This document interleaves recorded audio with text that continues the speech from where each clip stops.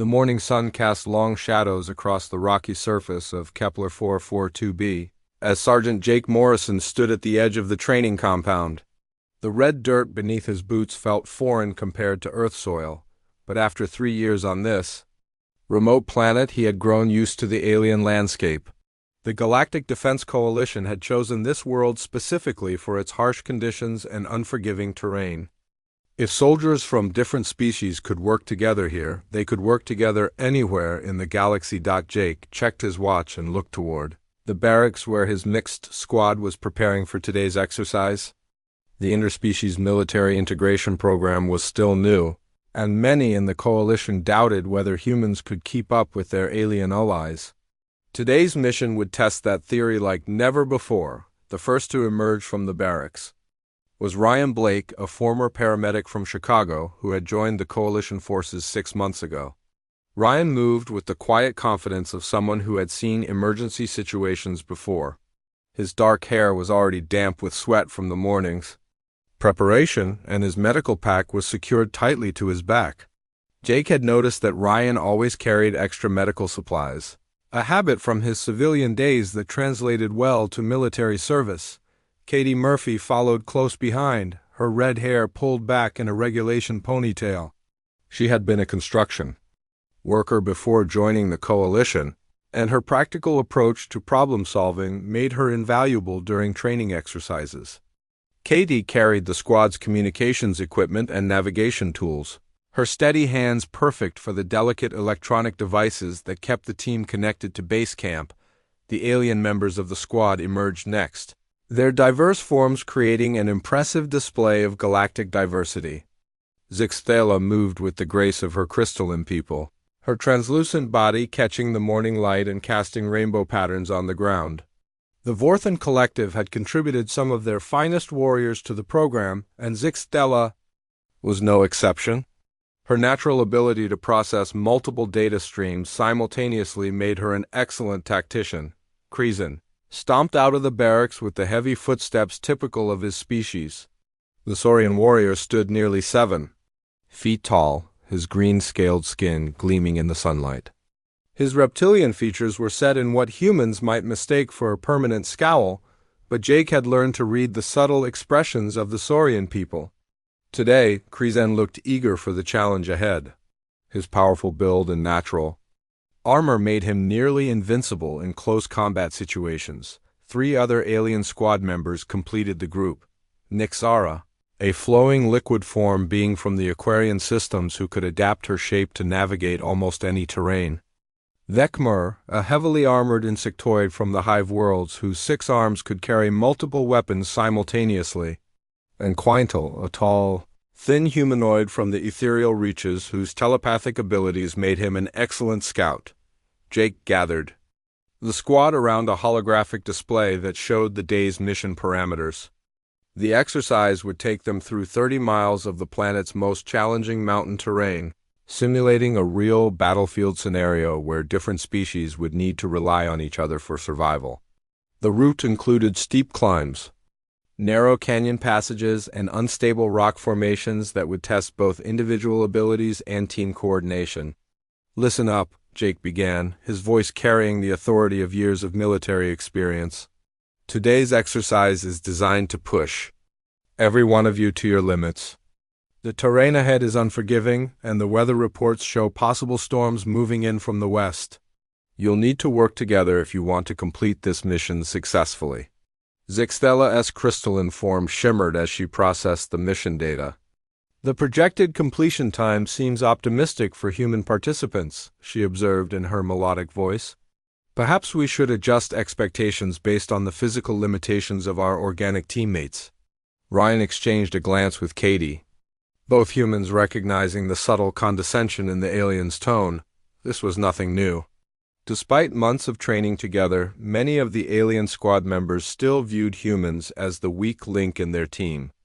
Their advanced technology and natural abilities had given them advantages that humans could only dream of.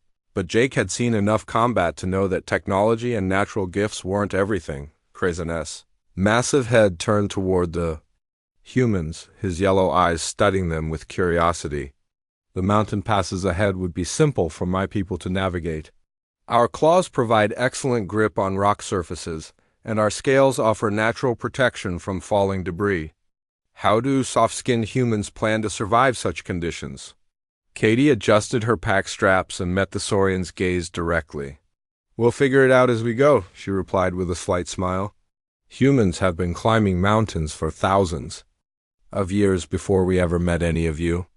The comment drew what might have been laughter from some of the alien squad members, though their expressions of amusement were hard for humans to interpret.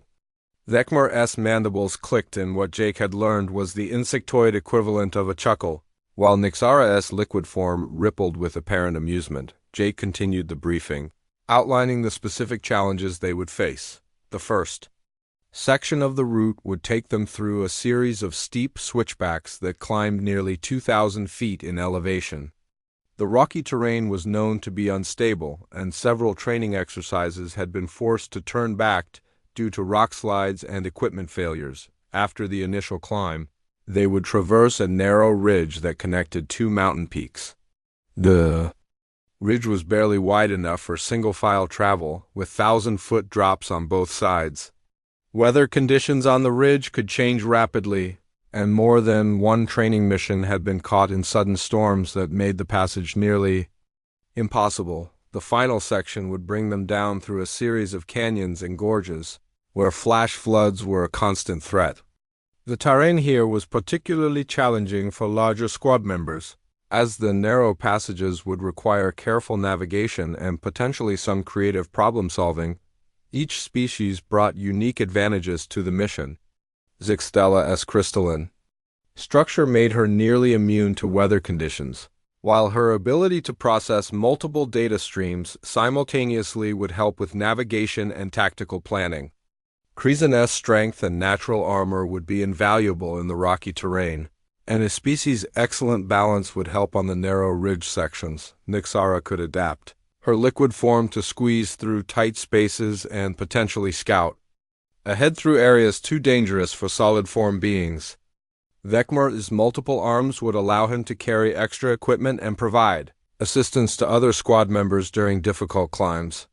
Quinto's telepathic abilities would help maintain communication even if their electronic equipment failed. The humans, by comparison, seemed to offer little in the way of special abilities. They couldn't process multiple data streams, change their physical form, or communicate telepathically. Their soft skin offered no protection from the elements, and their single pair of arms limited their carrying capacity. To many of the alien squad members, the humans appeared to be along for the ride rather than contributing members of the team. Jake finished the briefing and checked his equipment one final time. As the squad prepared to move out, he noticed the way the alien members naturally clustered together, their advanced communication methods allowing them to coordinate without the humans noticing. It was a subtle form of exclusion that Jake had observed in previous exercises, but he also knew that real challenges had a way of breaking down such barriers. The squad moved out in formation, with Jake taking point and the others following in, a carefully planned order that took advantage of each member's strengths. As they approached the base of the mountain, Jake couldn't help but wonder if today's exercise would finally prove that humans belonged in the Galactic Defense Coalition, or if it would simply confirm what many aliens already believed about human limitations. The squad had been climbing for 3 hours when they reached the most dangerous section of the mountain pass. The narrow ledge stretched across the face of a sheer cliff, with loose rocks scattered along the path like deadly marbles waiting to send someone tumbling into the abyss below. Jake Morrison moved carefully along the ledge, testing each step before putting his full weight down. Behind him, the mixed squad followed in single file, their different movement styles creating a strange parade of galactic diversity. Zixtella's crystalline form seemed to float over the rocky surface, her transparent body catching the afternoon light as she moved with ethereal grace. Her species had evolved on worlds with unstable terrain, making her naturally suited for this type of navigation. She barely seemed to touch the ground as she glided forward, her internal light pulsing in a steady rhythm that indicated calm confidence. Krizen moved with more deliberate steps, his massive frame making the ledge seem even narrower than it actually was. The Saurian warrior's clawed feet found purchase on the rocky surface with ease, his natural climbing abilities serving him well in this environment. His scaled skin provided excellent protection from the sharp rocks, and his low center of gravity made him surprisingly stable despite his size. The other alien squad members navigated the treacherous path with their own unique advantages. Nixara had partially liquefied her form, allowing her to flow around obstacles and maintain perfect balance even on the most unstable surfaces. Vekmur used his multiple arms to grip different handholds simultaneously, creating a web of support that made falling nearly impossible. Quintel's telepathic abilities allowed him to sense changes in the rock structure before they became dangerous, giving him an almost supernatural awareness of safe paths. Ryan Blake and Katie Murphy brought up the rear, their human limitations becoming more apparent with each careful step. They had to test every handhold and foothold, unable to rely on natural abilities that made navigation easier for their alien teammates. Ryan's medical pack felt heavier with each step, the weight throwing off his balance as he navigated the narrow ledge. Katie's communications equipment created an awkward bulk that made it difficult to squeeze through the tighter sections of the path. The humans moved slowly but steadily, their careful approach actually proving more reliable than expected, while the aliens relied on their natural abilities. The humans had developed systematic methods for testing the stability of rocks and finding secure handholds. Their methodical approach meant they rarely had to backtrack or search for alternative routes. Jake was approaching a particularly narrow section when he heard the sound that every mountaineer dreads, the sharp crack of rock giving way under pressure. He spun around to see Kreezen's massive form tilting sideways as the ledge beneath his feet crumbled away. The Saurian warrior's yellow eyes widened in surprise as he realized what was happening, his clawed hands scrambling for purchase on the smooth cliff face. For a moment it seemed like Kreezen might be able to recover. His powerful arms reached for a protruding rock formation, and his claws scraped against the stone as he fought to arrest his fall. But the momentum was too great, and the handholds were too small for his massive frame. With a sound like grinding stone, Kreezen's grip failed, and he plummeted toward the rocky outcrop 30 feet below. The impact was sickening. Kreezen's body struck the stones with a dull thud that echoed off the canyon walls, followed by the scraping sound of scales against rock as he slid several more feet before coming to rest. His massive form lay twisted and motionless on the narrow ledge, dark blood pooling beneath him and staining the red rocks an even deeper shade of crimson. The SQUAD immediately began emergency procedures. Jake secured a climbing rope and rappelled down to the injured warrior, while the others established a secure anchor point on the main ledge. Ryan grabbed his medical pack and prepared to follow, but Jake waved him back until the initial assessment was complete. Kreezen was conscious but clearly in severe pain. His left leg was bent at an impossible angle, with white bone visible through the torn scales. Blood flowed steadily from multiple wounds where the sharp rocks had pierced his natural armor. His breathing was labored, and his usually bright yellow eyes had dimmed to a dull amber color that indicated serious trauma. "Get Dr. Veltar down here now," Jake shouted up to the main ledge. The spider-like Altarian medic was attached to their squad as part of the training exercise, his advanced medical knowledge and equipment making him invaluable for emergency situations. Within minutes, Dr. Veltar had rappelled down to the injured warrior, his multiple appendages already deploying sophisticated medical scanners. The alien physician worked with practiced efficiency, his 8 legs allowing him to position himself at multiple angles around Kreezen's body, while his specialized medical appendages performed detailed scans. Advanced sensors mapped the extent of the internal damage, while chemical analyzers tested blood samples to determine the exact nature of the injuries.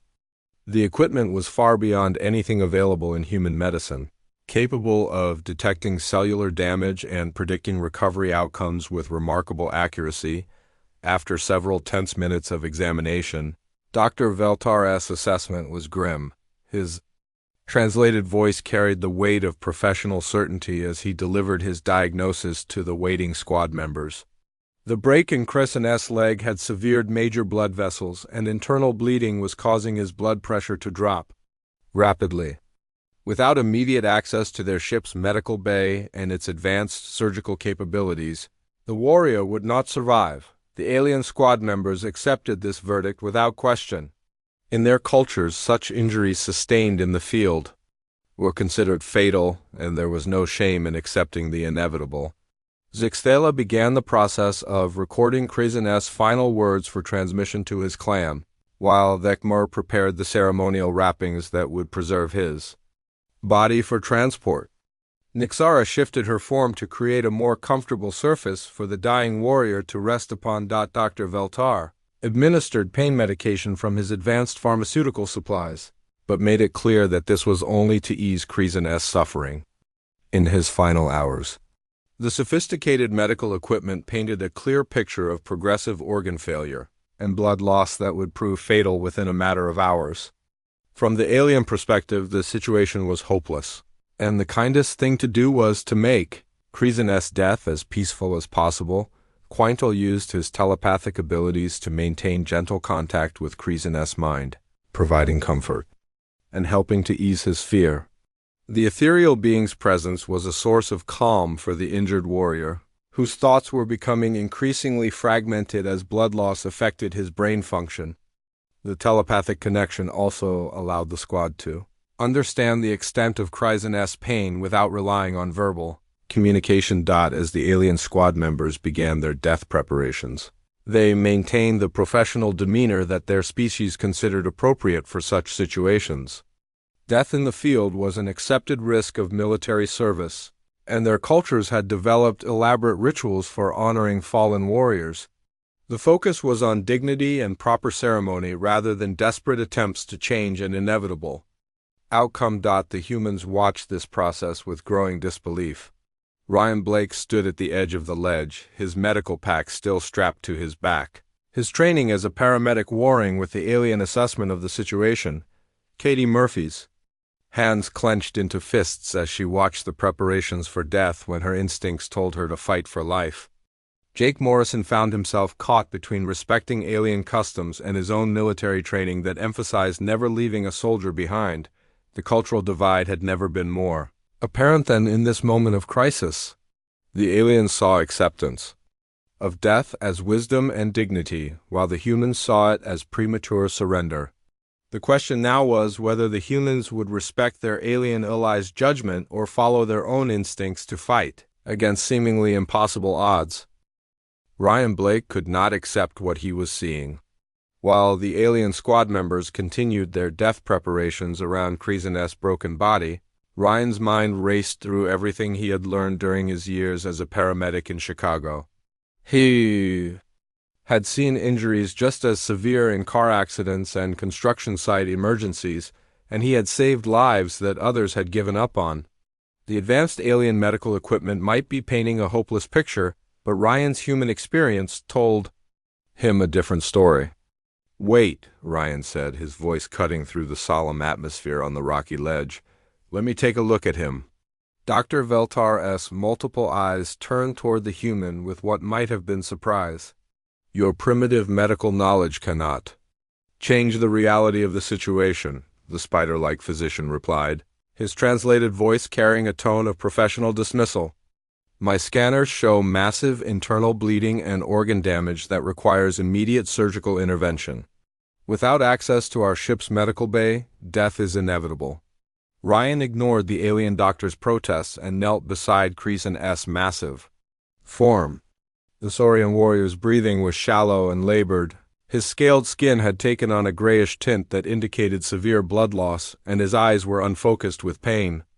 But Ryan had seen worse injuries in human patients, and he knew that what looked hopeless to others might still be treatable with the right approach. "Katie, I need you to help me," Ryan called to his fellow human. "Bring the emergency supplies." From your pack, Katie Murphy did not hesitate.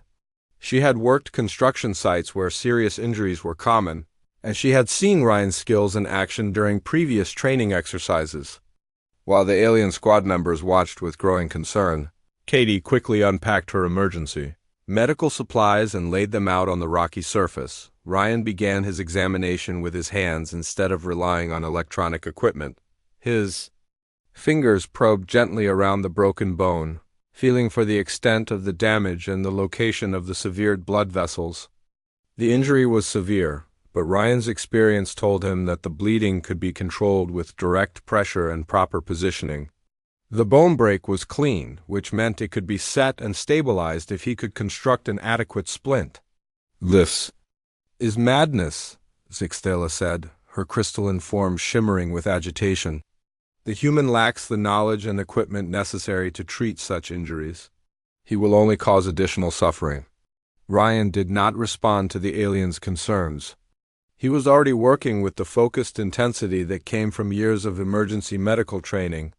His hands moved with practiced precision as he located the primary bleeding site and applied direct pressure with gauze pads from Katie's emergency kit.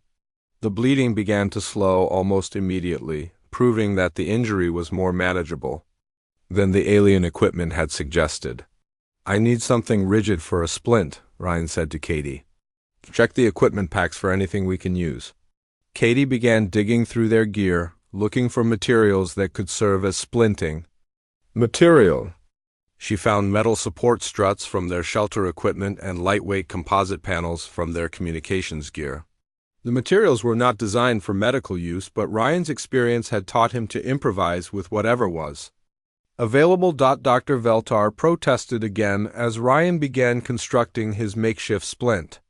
"Saurian physiology is completely different from human anatomy," the alien physician insisted. "Their bone structure and circulatory system follow patterns that your species cannot comprehend. Any attempt to treat these injuries without proper knowledge will result in additional trauma." Ryan looked up from his work, his hands still maintaining pressure on the bleeding wound. "Maybe their anatomy is different, but blood loss is blood loss," he said with quiet determination. "And broken bones need to be stabilized regardless of what species they belong to." The other alien squad members gathered around the scene, their expressions ranging from confusion to alarm. Vekmar's mandibles clicked nervously as he watched the human's primitive treatment methods. Nixara's liquid form rippled with uncertainty, while Quintal's telepathic abilities picked up the growing tension and fear from his alien teammates. Jake Morrison rappelled down to the ledge to assess the situation. As the squad leader, he was responsible for the safety of all his team members, but he also understood the importance of not giving up on a wounded soldier. "What do you need from us, Ryan?" he asked, making his position clear. "I need everyone to stay calm and let me work," Ryan replied, his voice steady despite the pressure of the situation. "Katie, start tearing strips from your uniform fabric. We need bandages to secure this splint." Katie immediately began ripping her uniform sleeve into long strips of fabric. The material was designed to be durable and flexible, making it perfect for securing splints and bandages. She worked quickly and efficiently, her construction background helping her understand the structural requirements of Ryan's improvised medical device. Ryan carefully aligned the broken bone while maintaining pressure on the bleeding vessels. The process required delicate balance between stabilizing the fracture and ensuring that blood flow was not completely cut off to the lower portion of Krizen's leg. His years of experience with trauma patients guided his movements as he worked to create a stable platform for the injured limb. The metal support struts were bent and shaped to match the contours of Krizen's leg, creating a rigid framework that would prevent further movement of the broken bone.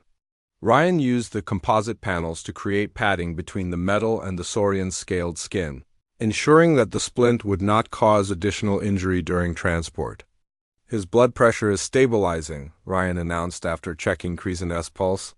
The direct pressure on the bleeding vessels had been effective, and the splint was preventing further damage to the surrounding tissue.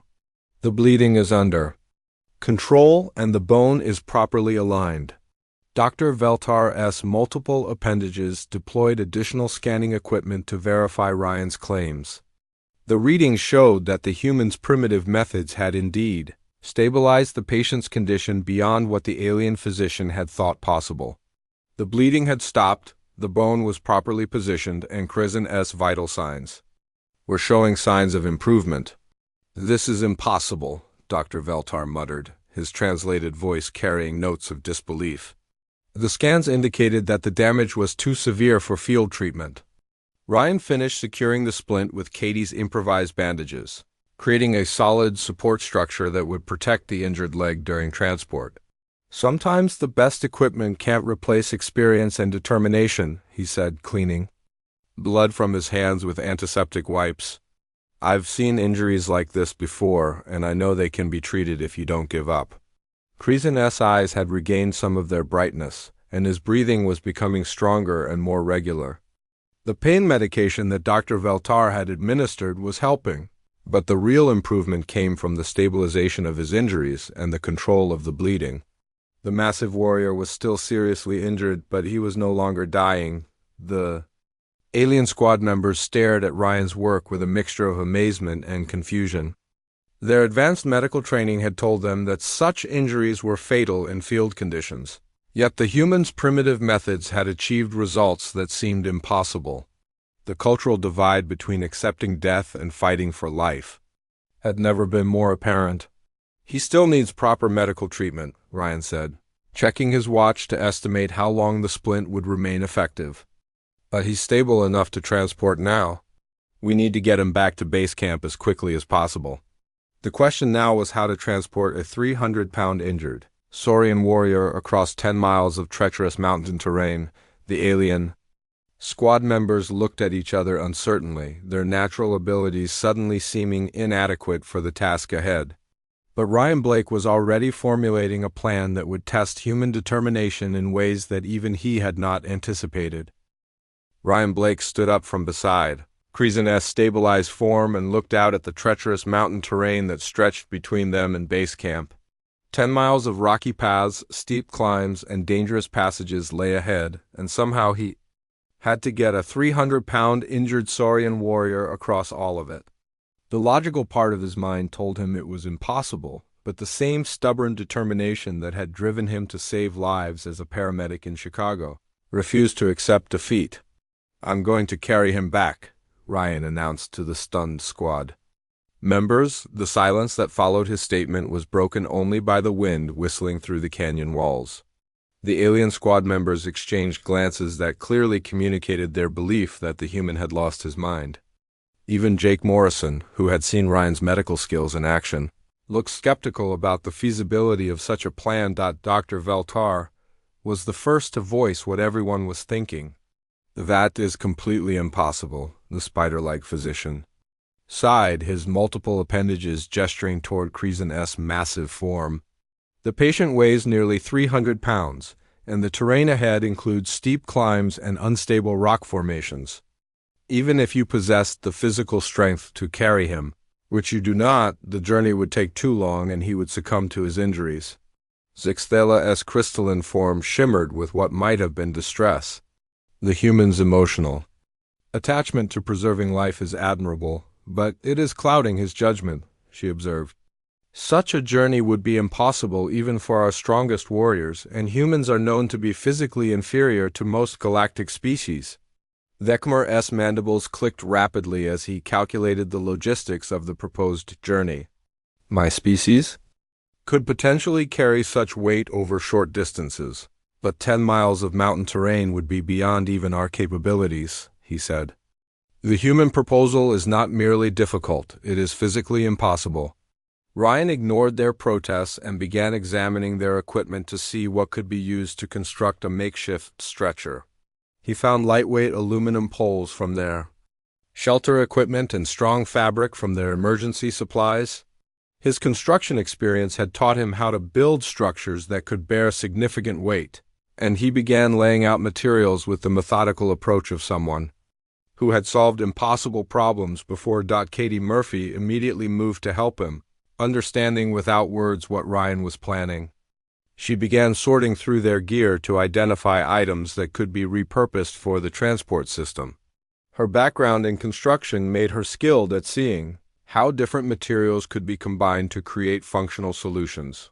This is madness, Quintal said, his telepathic abilities picking up the emotional turmoil from both the human and alien squad members. The human's determination is admirable, but his plan will result in his own death as well as the patient's. Jake Morrison found himself caught between his duty as squad leader and his respect for Ryan's unwavering commitment to saving a fellow soldier. "Ryan, I admire what you're trying to do, but maybe we should consider other options," he said carefully. "We could call for emergency extraction or maybe find a more sheltered location to wait for rescue." Ryan looked up from his work on the stretcher construction.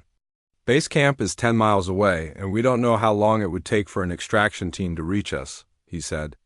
"Kreezen is stable now, but that could change. The best chance he has is to get him to proper medical facilities as quickly as possible." The makeshift stretcher began to take shape as Ryan and Katie worked together with practiced efficiency. The aluminum poles formed a rigid frame, while the emergency fabric created a strong platform that could support significant weight. Ryan tested the construction by placing rocks on the stretcher and lifting it, adjusting the design to ensure it would hold together under the stress of transport. Nixara's liquid form rippled with concern as she watched the humans work. "Even if your transport device functions adequately, the physical demands of carrying such weight over mountainous terrain will exceed human capabilities," she said. "Your species lacks the strength and endurance necessary for such a journey." Ryan finished securing the stretcher and carefully moved Kreezen onto the improvised transport system.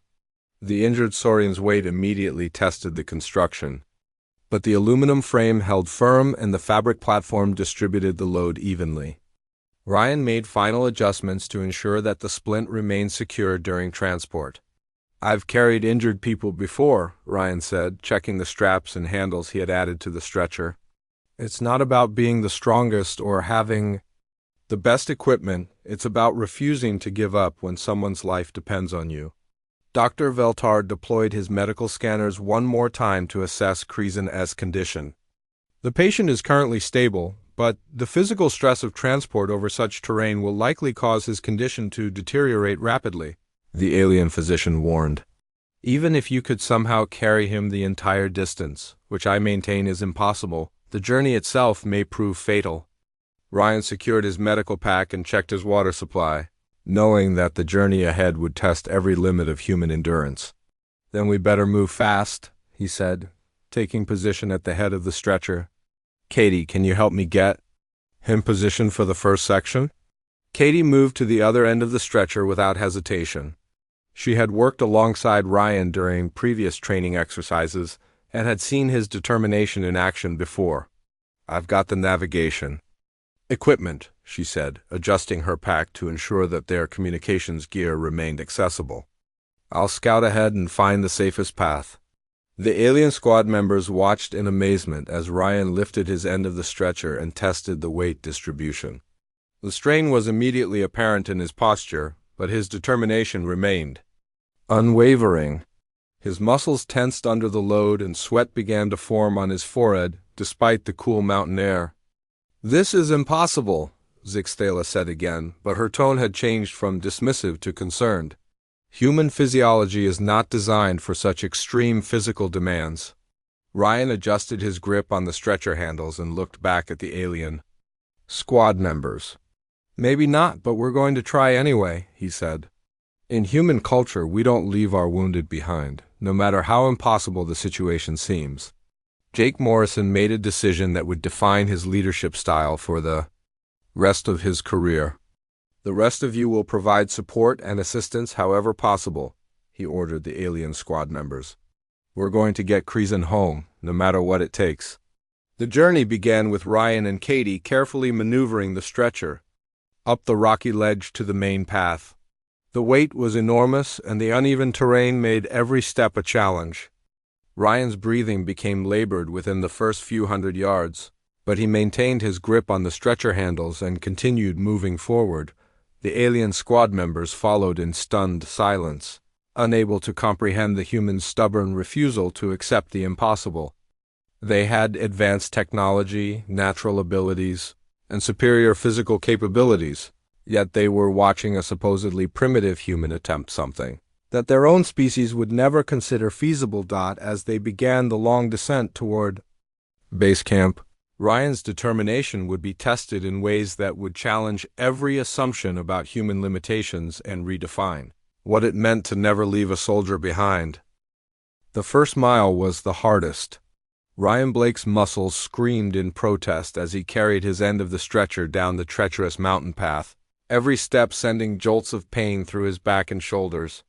The weight of Kreezen's massive form seemed to increase with each passing minute, and the uneven terrain made it impossible to find a comfortable carrying position.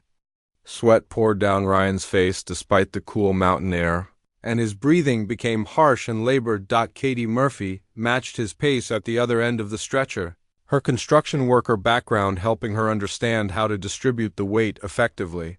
She called out warnings about loose rocks and sudden drops, her voice steady despite the obvious strain she was experiencing. The communications equipment on her back added to her burden, but she refused to abandon any gear that might be needed. For their survival, the alien squad members followed behind in stunned silence, their advanced abilities seemingly useless in this situation. Zixthala's crystalline form moved effortlessly over the rocky terrain, but her delicate structure made her unable to assist with the heavy lifting. Zekmar's multiple arms could have been helpful, but his insectoid body was built for precision work rather than sustained heavy labor. Nixara could adapt her shape to navigate difficult terrain, but her liquid form lacked the solid structure needed to carry significant weight. After the first hour, Ryan was forced to call for a rest stop.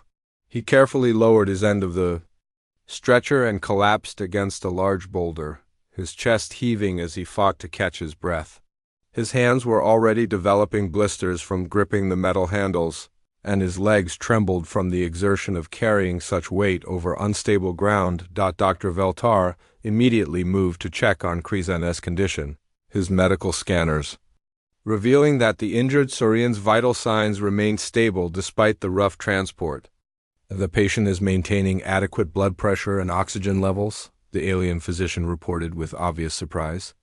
The primitive Splint is holding, and there are no signs of additional bleeding. Ryan used the brief rest to examine his hands and adjust his grip on the stretcher handles. The metal was cutting into his palms, and he wrapped strips of fabric around the handles to provide better cushioning.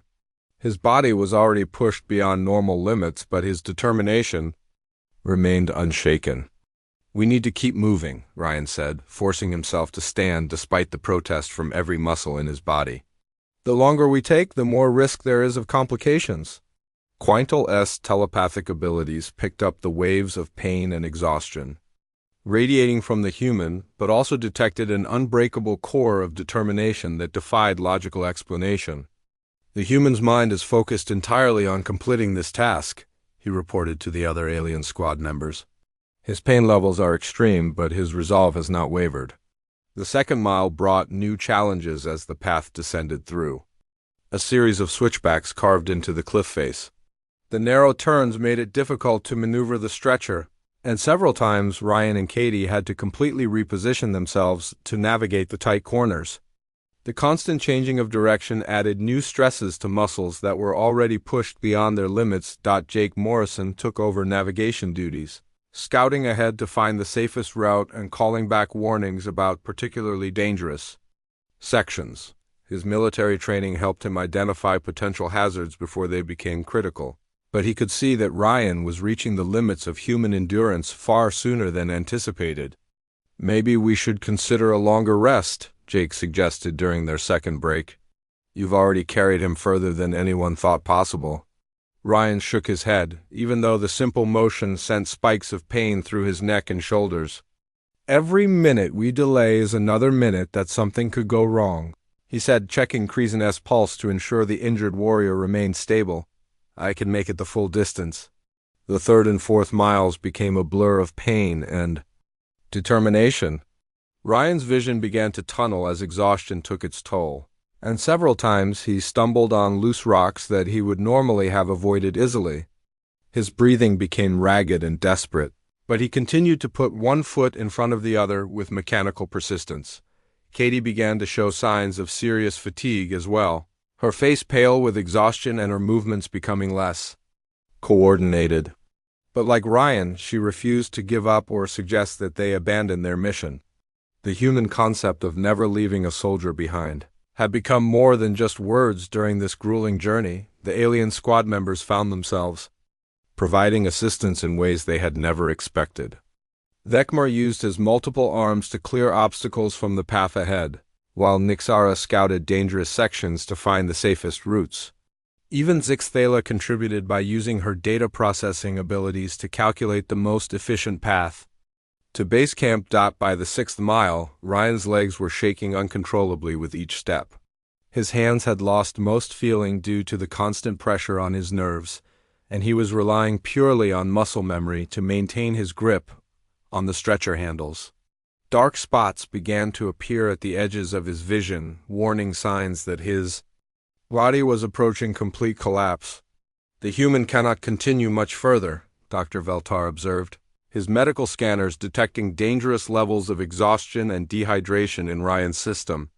His vital signs indicate that he is approaching complete physical breakdown.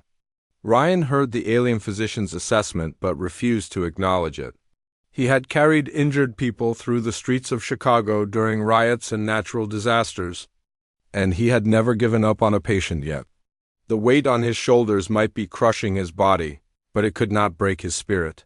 The 8th mile brought them to the edge of base camp's communication range, and Katie was able to establish contact with the medical facilities. Emergency teams were dispatched to meet them, but Ryan refused to wait for assistance. He could see the lights of base camp in the distance, and nothing was going to stop him from completing the journey under his own power. As they approached the final mile, Kreezen regained enough consciousness to understand what was happening. The massive Saurian warrior's eyes widened as he realized that the human was carrying him across impossible terrain despite obvious physical limitations. In Saurian culture, such dedication to a wounded comrade was legendary, the kind of loyalty that was sung about in ancient battle songs. The base camp medical team met them 500 yards from the facility, their advanced equipment immediately stabilizing Kreezen for transport to the surgical suite. Ryan finally allowed himself to collapse as the medical team took over, his body giving out completely now that his mission was accomplished. Dr. Veltar's final examination showed that Ryan's primitive splint and field treatment had not only saved Kreezen's life but had prevented any additional complications during the grueling transport. The alien physician found himself forced to acknowledge that human determination and ingenuity had achieved something that advanced technology had declared impossible. As Kreezen was rushed into surgery, he managed to catch Ryan's eye one final time. The look that passed between them transcended species barriers and cultural differences, a moment of pure understanding between warriors who had shared an impossible journey. In that moment, the foundation was laid for a new kind of respect between humans and their alien allies, built not on superior technology or natural abilities, but on the uniquely human refusal to abandon hope when lives were at stake.